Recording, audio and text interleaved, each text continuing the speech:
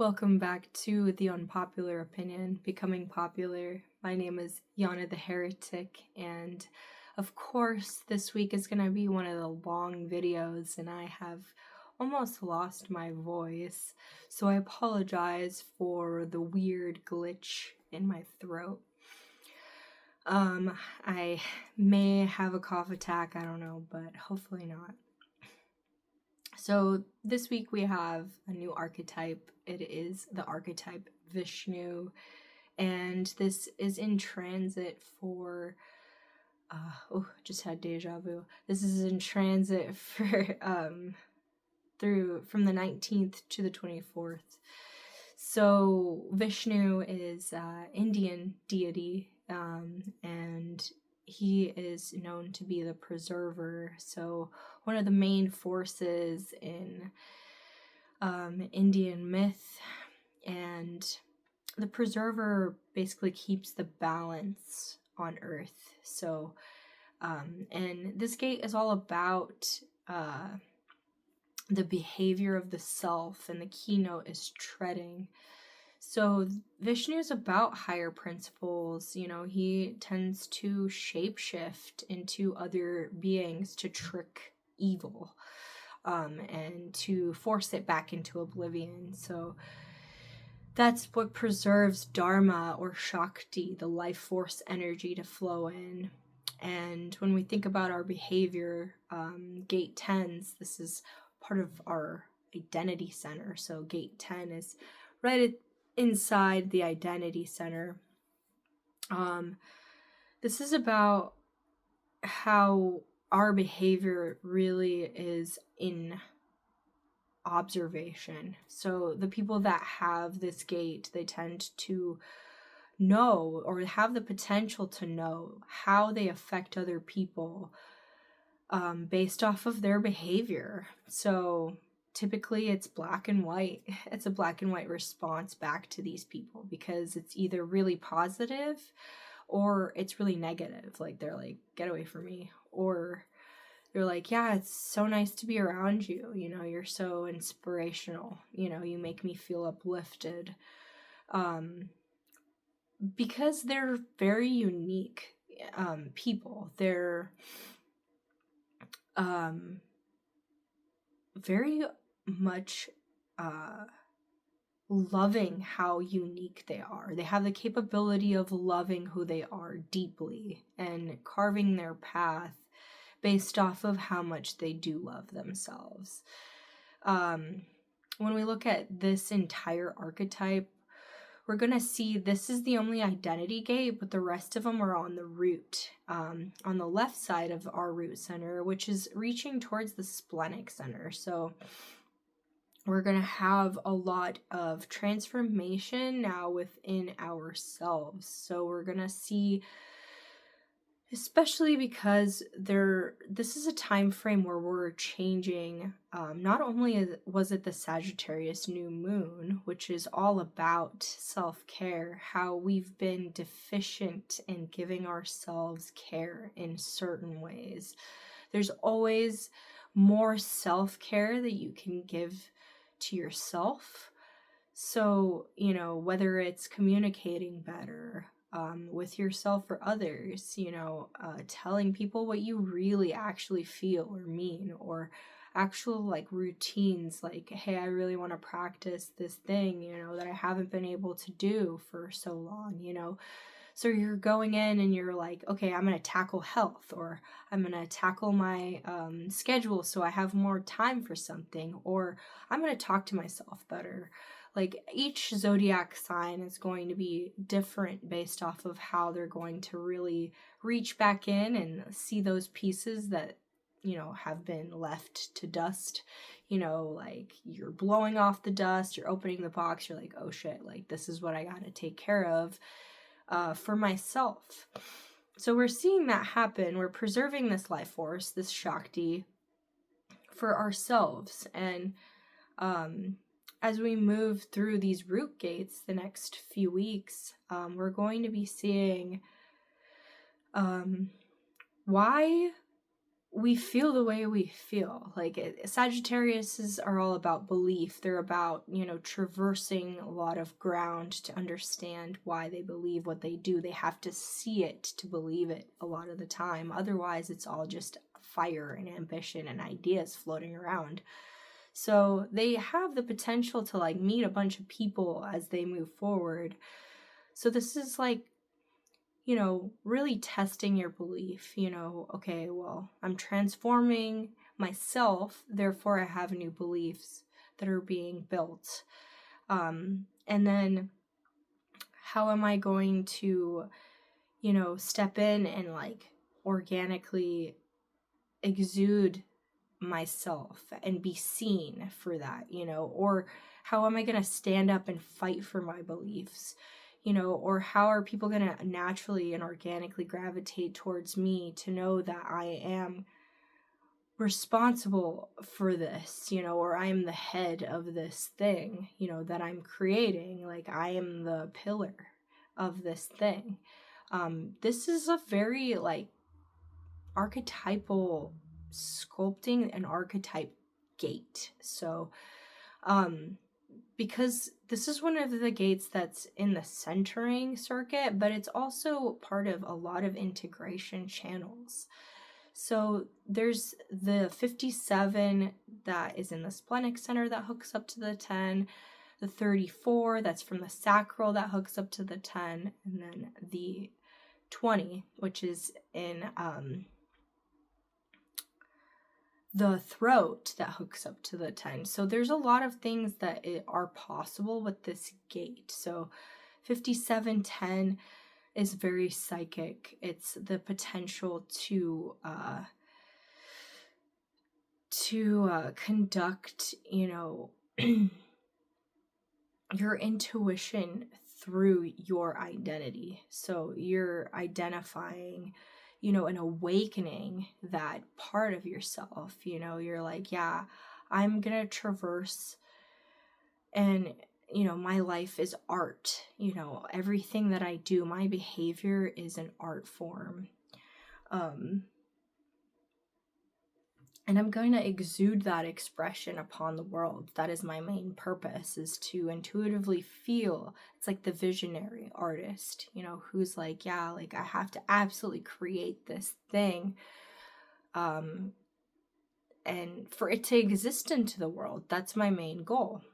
And then we have the 34, which is the sacral. It's to explore. It's the channel of exploration, to explore life to the fullest, no matter what anyone thinks. If people can have this judgment, like maybe you shouldn't move to, a fucking country that nobody knows of and you don't have any friends or family there.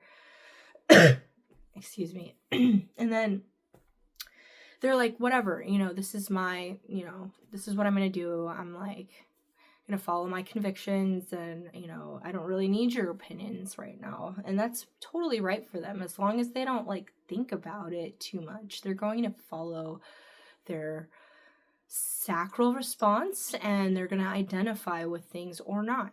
They're going to learn something from that experience. That's the part of exploration. You might explore something you don't like, but you're still exploring, so you'll know for sure that you don't like it or you really love it.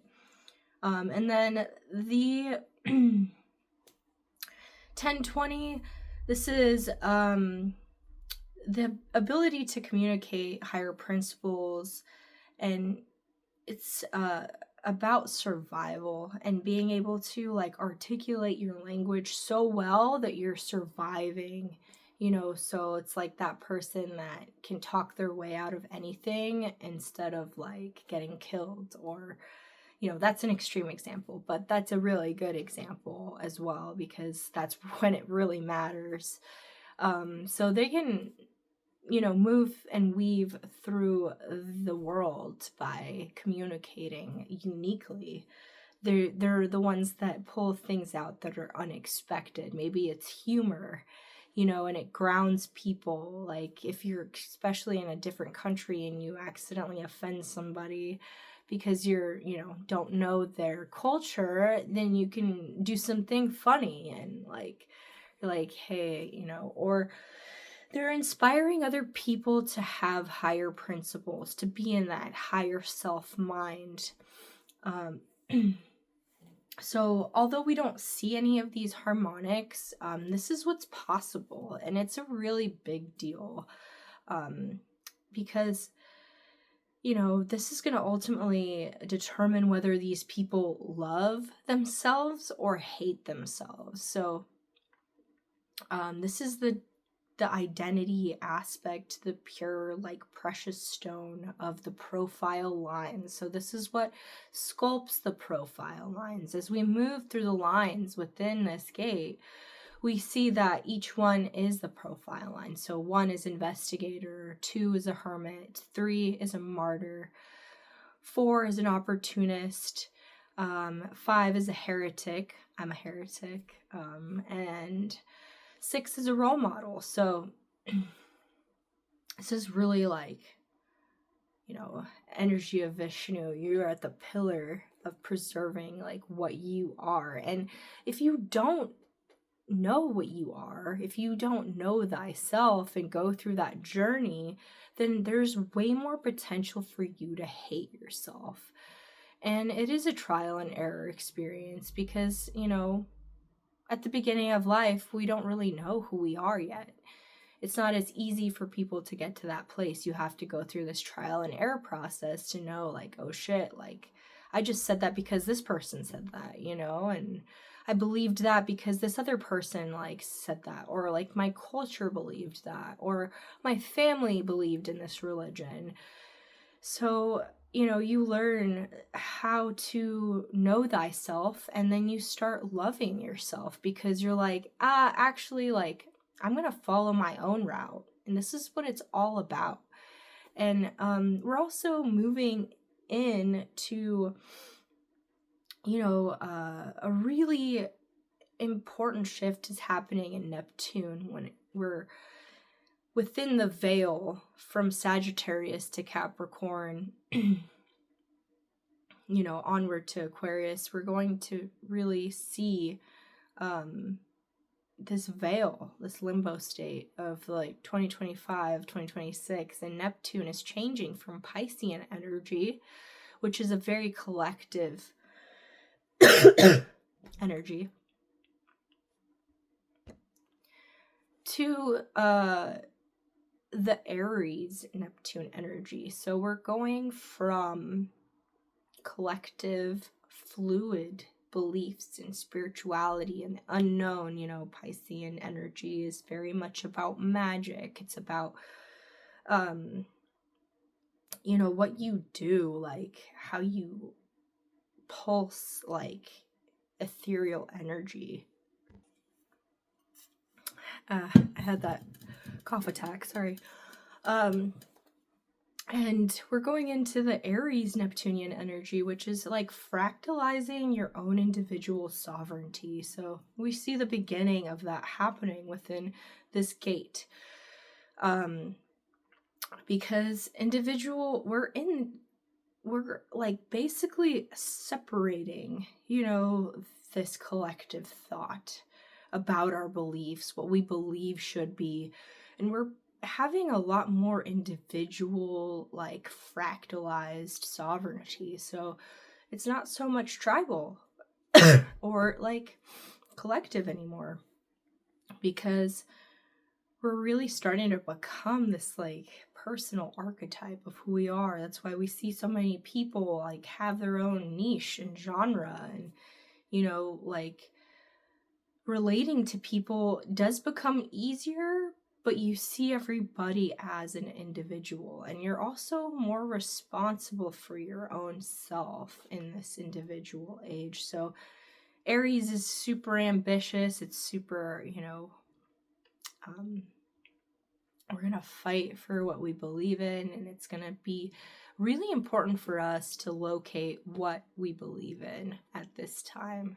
It's unlike a lot of these previous years. It's been the same sign, I believe, like 14 years in Neptune. And Neptune is the planet of how you get high on life. So whatever makes you feel that beautiful, like, the epiphany or the orgasm or the little death, or, it's something that you really feel enriched by. You feel in the flow state. You feel really like good and elevated. So,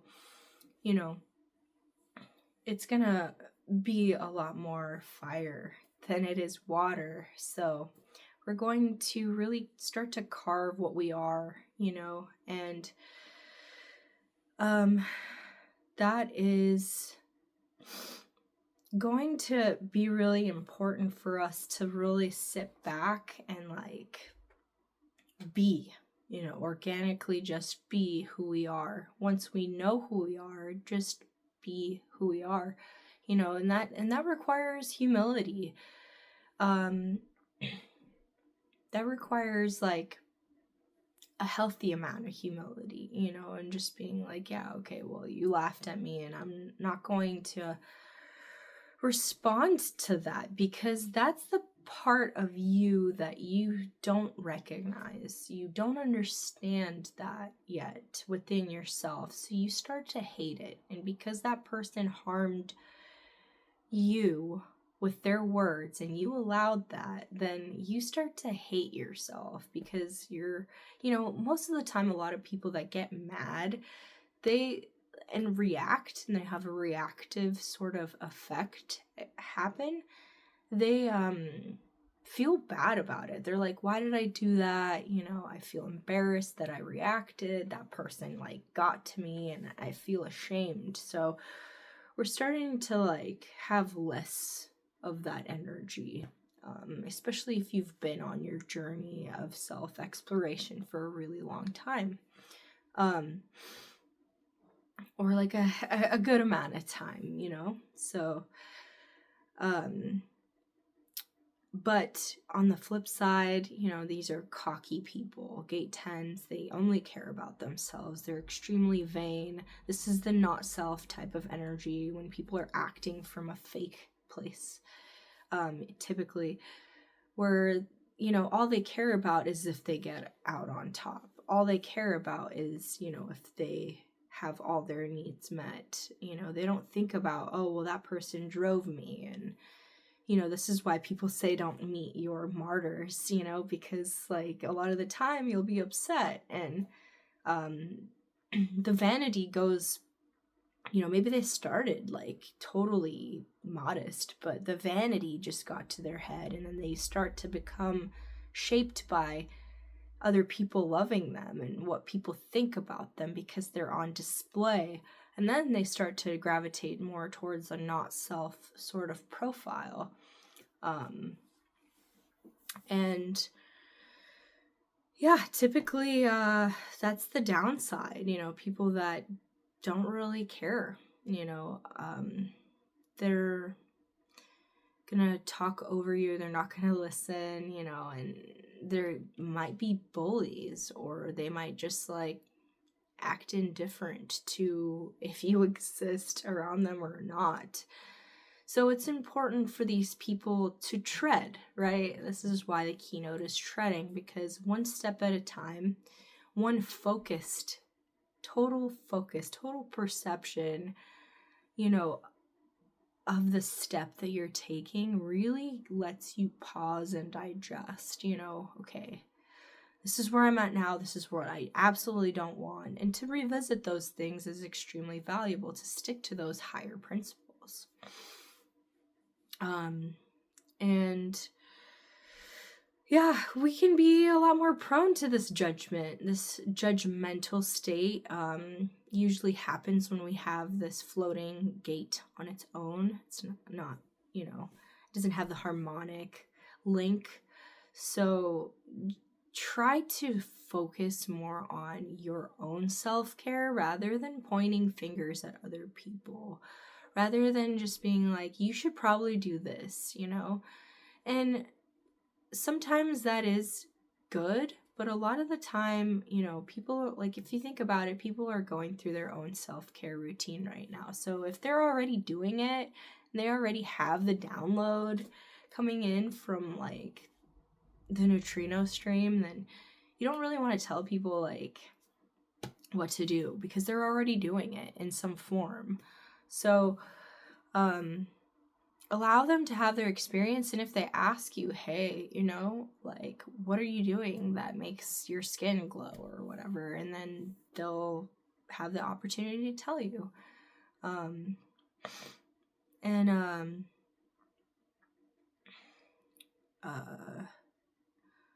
Lost my train of thought. I definitely have seen gate 10s. I have a lot of gate 10s in my life. I don't have it, but I have seen the flip of, I love myself, I care about myself, how could this person do this to me? They left me in the middle of nowhere, and I deserve better. And then they like have a flipped switch happen when, obviously they need a lot more, a lot better language, to deal with these things, to understand why things happened, or understand, and have reflection of how they're acting. But they definitely also are the people that have talked really poorly, like the most poor about themselves, so the potential here is to transform our self-sabotage completely and become this archetype of a higher self.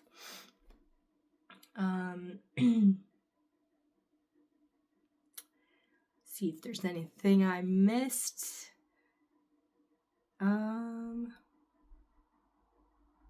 Yeah, this is a gate that's on the vessel of love. So the vessel of love is a skeleton that is a cross,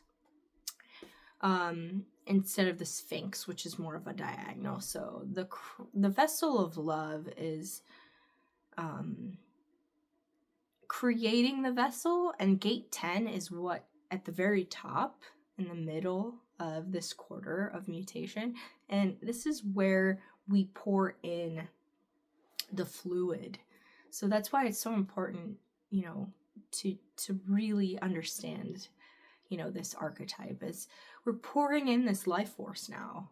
And if you go into alchemy and you study, what a vessel really signifies, it's the Prima Materia, becoming the elixir of life. So Prima Materia is first matter. So like, we're like, yeah, shit, I don't know, like, we're just floating here in this plane, and then it becomes the elixir of life because you have this life experience, and you really start to develop this beliefs, this, you're enriching it with stuff, like you're making like and distilling and throwing in herbs or whatever. You're making this like elixir. So it is the very top. It's a very potent gate to have.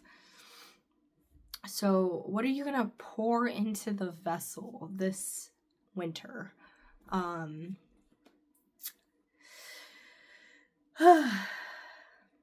This is the energy behind you are unique, you have no choice, love yourself. That is the vessel of love. That is the whole reason human design exists. It's the science of differentiation. So it's studying how we're all different from one another, but we can still spark each other's interest.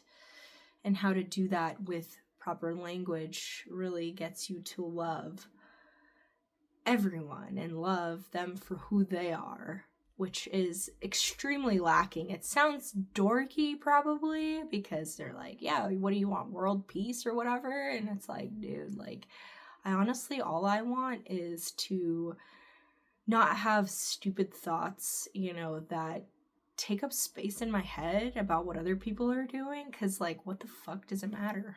That's really like, if you just love people for who they are, you can accept that they live in their world, and you can inspire them by just existing if they choose to be inspired, and they will change based off of what they see and what they hear. And what they enjoy about others, you know? So you don't really have to do much work. You don't have to just pin somebody down and be like, you're a fucking idiot, you know? So that's really what this is about. Yeah. People hate what they can't identify with, what they do not recognize. So knowing about it, they can release that hatred. That is how centering works. It's pretty gnarly. It's been pretty gnarly because we can't see people for what they are, right? We don't understand other people and why they think what they do. And, yeah. This is a very freeing place, because the potential here, once you know thyself, is to release people's power over you as well. So if you have a reaction to what other people say, they have a power over you. I'm sure you've heard this before in some meme somewhere,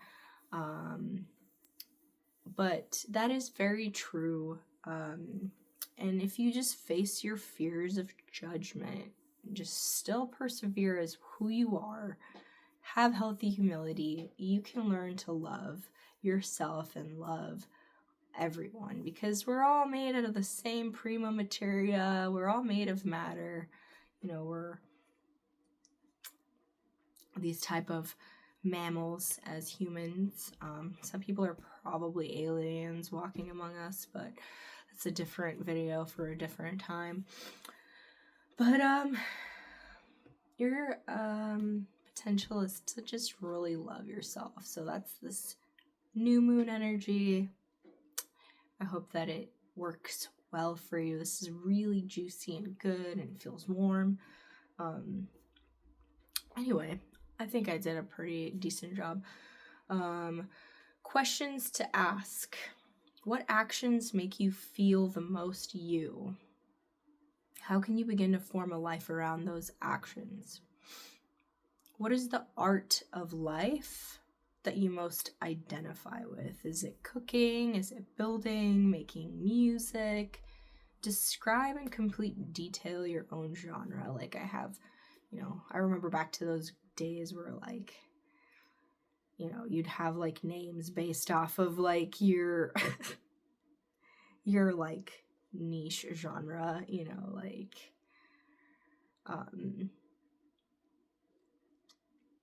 like Donnie Darkness, or like, I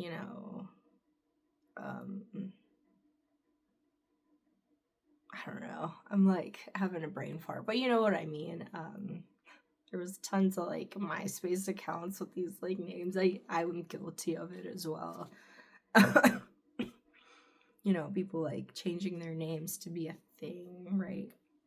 So how can we like be the unicorn princess / like dark enchanter, like light beam or whatever, what is it that you are? And then transcend those labels, because you don't want to keep like yourself boxed in.